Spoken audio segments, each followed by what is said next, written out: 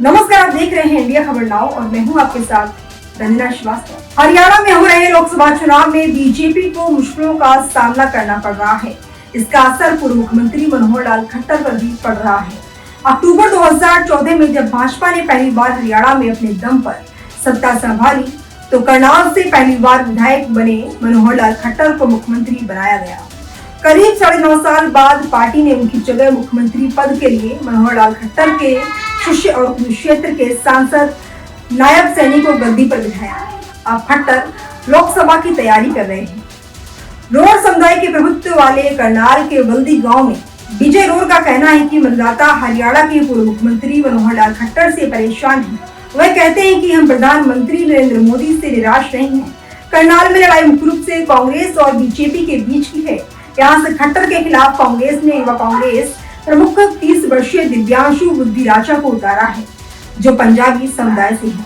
OBC सदस्य रामफल कश्यप की शिकायत है कि उनके समुदाय को खट्टर 9.5 साल के शासन के दौरान बल्दी में एक चौपाल नहीं मिल सकी। जबकि पाल समुदाय के सदस्य रविंद्र कुमार ने भाजपा शासन के प्रदर्शन पर संतोष व्यक्त किया है।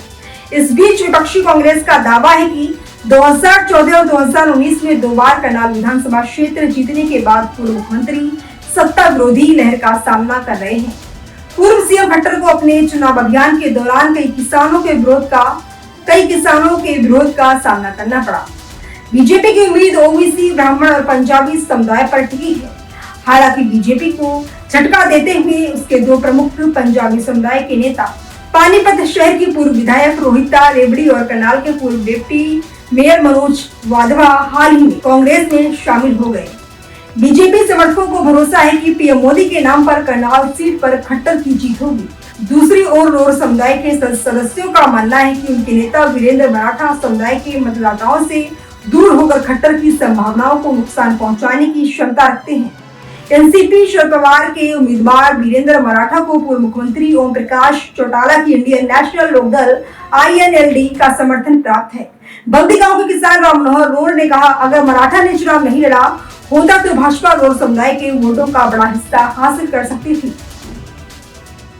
मनोहर लाल खट्टर डबल इंजन सरकार द्वारा किए गए विकास कार्यों पर भरोसा कर रहे हैं, जबकि बुद्धिराजा का कहना है कि भाजपा खट्टर की जगह सैनी को लाकर पिछले 10 वर्षों की अपनी असफलताओं को छिपा नहीं सकती है। उसी बल्दी गांव में वाल्मीकि समुदाय के सदस्य आजाद विपक्ष के भाजपा द्वारा संविधान बदलने की कहानी पर अपनी आशंका व्यक्त करते हैं। वहीं पड़ोसी करनाल में एक ऑटो चालक सुमित वाल्मीकि कहते हैं, किसी ने भी वह काम नहीं किया जो भाजपा ने हरियाणा में किया है।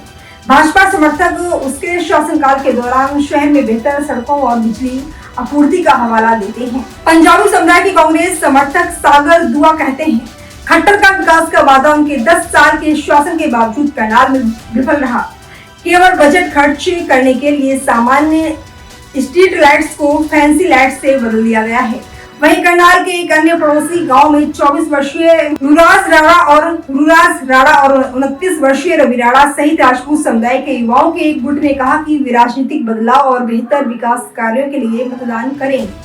करनाल शहर के मुगल कैनाल इलाके में नवीन कुमार कुम्हार समुदाय से हैं। उन्होंने कहा कि कांग्रेस शासन के दौरान हमें सरकारी अधिकारियों को मुफ्त में गमला फूल के बर्तन देने पड़ते थे, जो भाजपा शासन काल में बदल गया।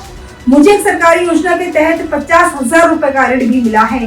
अब हम तनाव मुक्त हैं। नगरा फार्म गांव में चमार समुदाय के सदस्य हरि कटारिया ने कहा कि भाजपा शासन में बेरोजगारी चरम पर है। चमार समुदाय के एक अन्य सदस्य वीरेंद्र कुमार ने कहा कि आंदोलनकारी किसानों ने निर्वाचन क्षेत्र में खट्टर के खिलाफ माहौल बनाया है।